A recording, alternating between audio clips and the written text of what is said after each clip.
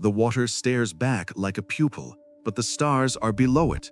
Something cool rises from the hole, as if the cave is breathing you in, and your torch tilts toward the sky like the underworld just exhaled. How can a place make the night feel watched?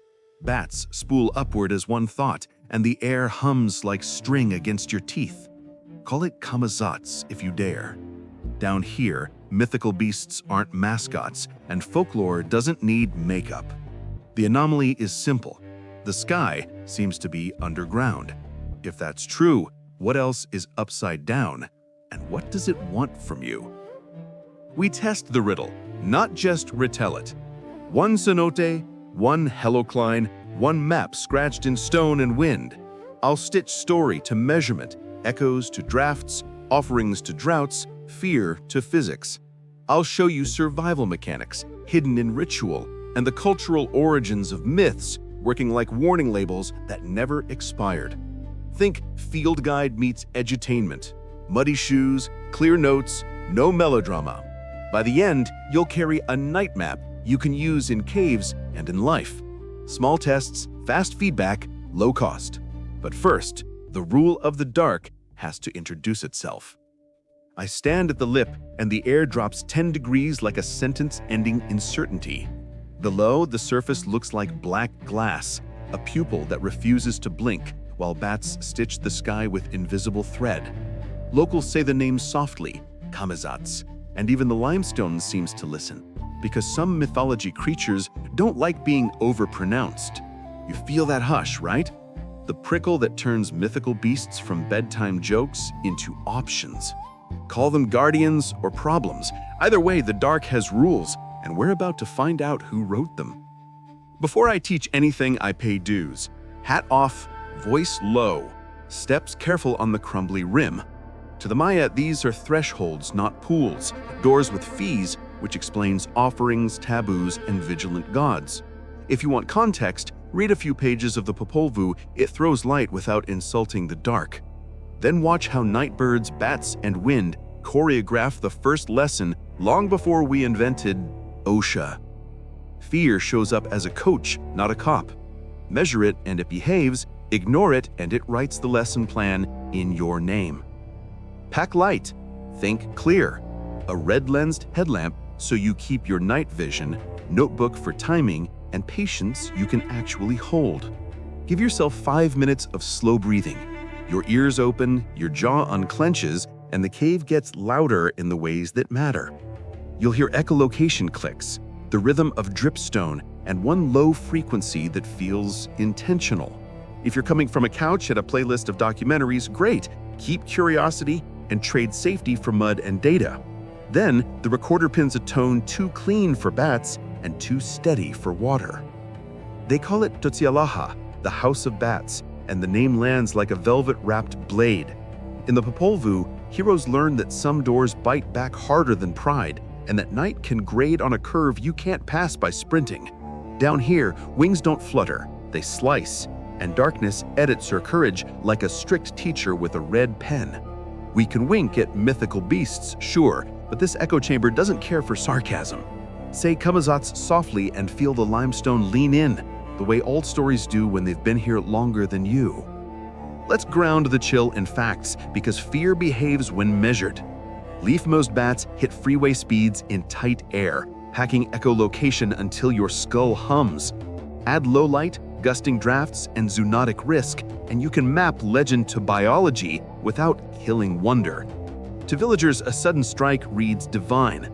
To science, it's flight dynamics and teeth, that is, survival mechanics tuned by hunger and time.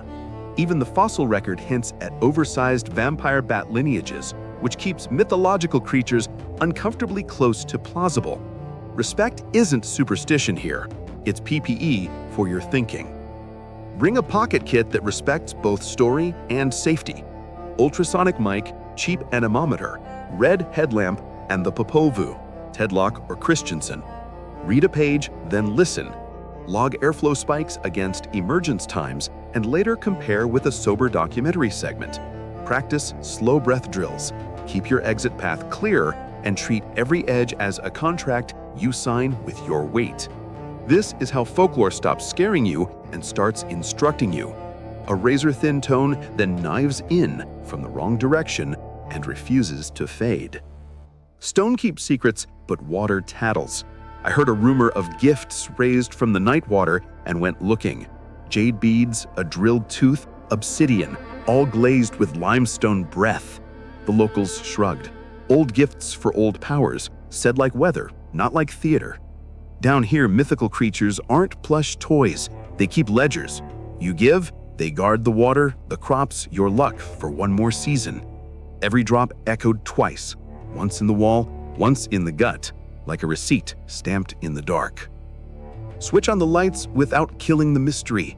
Stalagmite letters archive droughts the way trees record fires, and spikes in offerings track those stubborn dry spells. Add a bat boom, insect bust, and disease pressure, and suddenly cultural origins of myths look like emergency management with candles. Ritual synchronizes the village, translates fear into action, and teaches timing in a world of sharp edges. Acoustically, cenotes amplify grief and hope alike.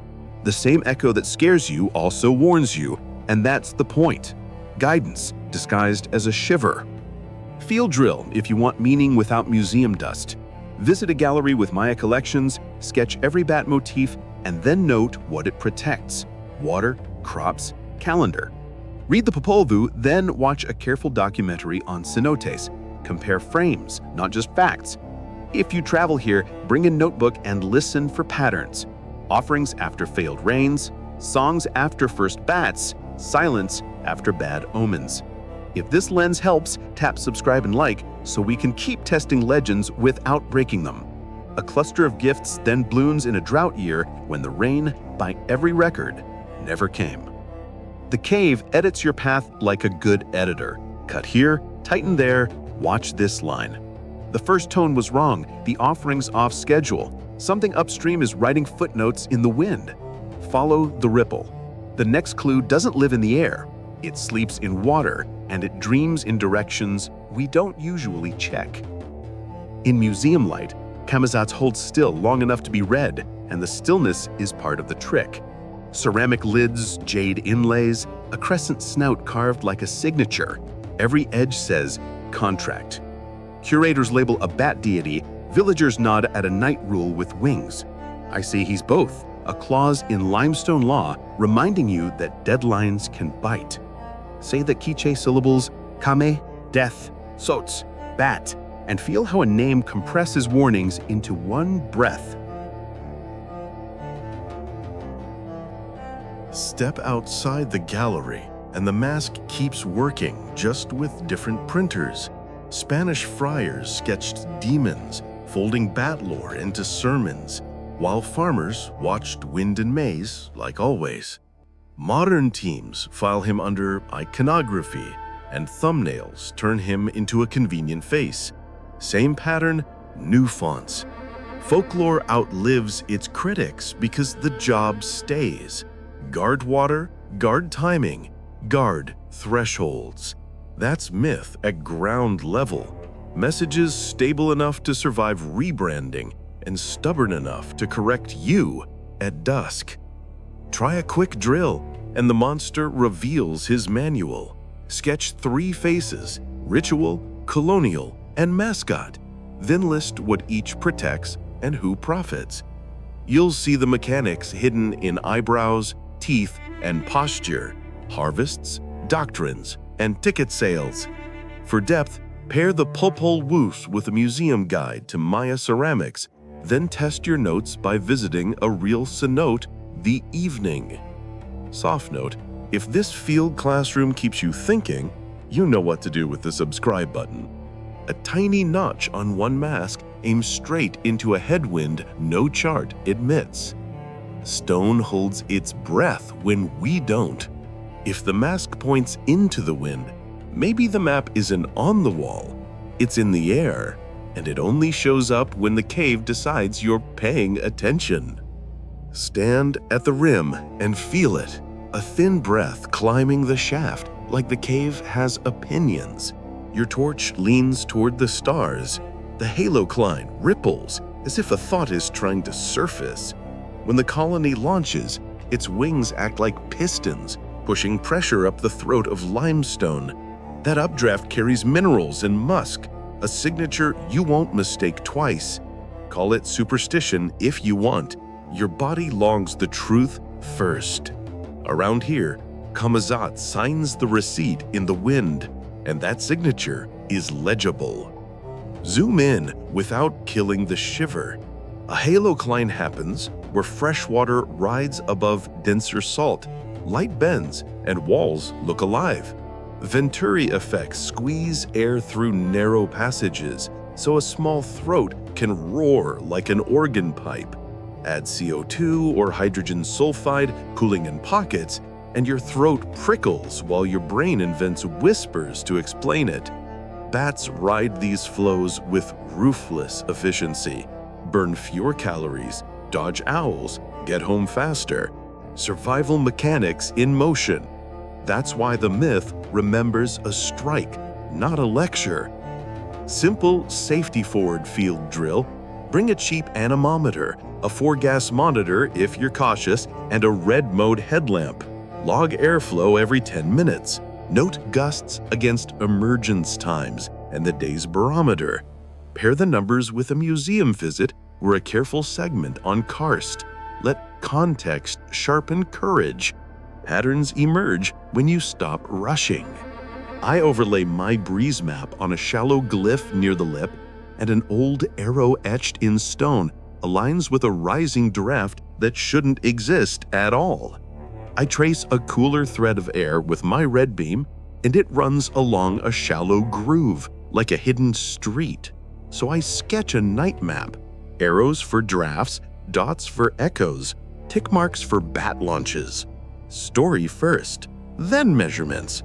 Keeps me honest when mythical creatures starts feeling personal. That's the trick down here. Mythical beasts become practical when the cave begins telling you where to stand. Follow pressure, not panic. Let the limestone whisper directions your phone can't. Then I layer in the boring gear that quietly saves lives.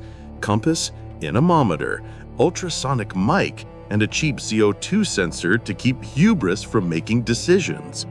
I log launch times, halocline shimmer, and the way the draft leans before the first wing beat. Patterns snap like a subway map, and folklore stops looking random. It looks like signage. That's the cultural logic of myth. Half poetry, half traffic report, and the root still works. The longer I listen, the less I feel brave, and the more I feel taught. Here's the part you can use tomorrow, even far from limestone. Build your own night map for tough choices.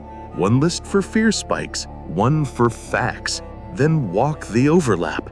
That's decision-making you can run on jobs, budgets, relationships, small tests, fast feedback, low cost. Pair a good primer on karst with field notes from any culvert or cave near you. Practice seeing patterns without forcing them. When I overlay my lines on that ancient groove, the echo returns with an extra heartbeat that isn't ours. Here's the payoff the dark kept hinting at. Camazotz isn't just a monster, he's a rule of motion written in stone and wind. The Cenote is a classroom where mythology turns into mechanics, where folklore quietly teaches timing, distance, and respect.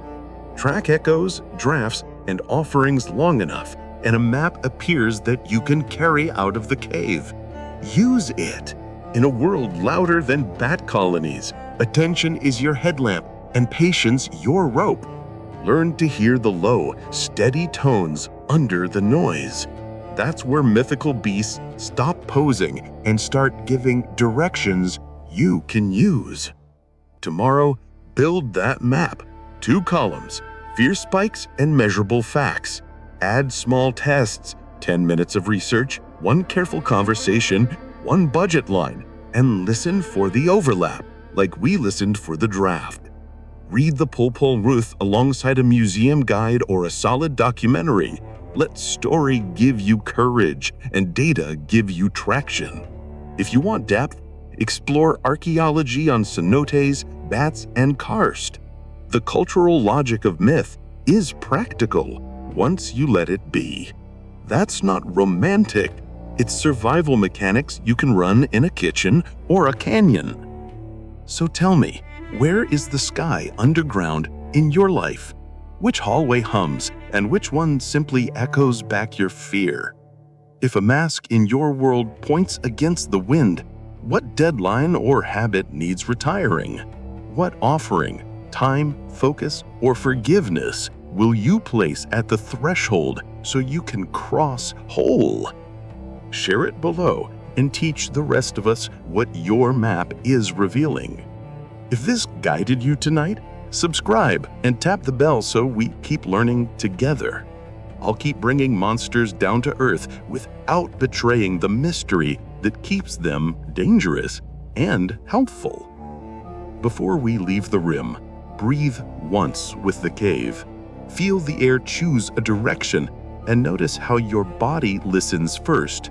That's your instrument now, and it's free. Use it. We'll meet again where story braids into physics and fear turns into guidance. For the next step on Paleon Noir, carry the questions forward. Are we being warned, invited, or both? Either way, keep your headlamp ready, your notes honest, and your steps light. The night is generous to careful travelers. Camazotz will keep his teeth. You'll keep your way.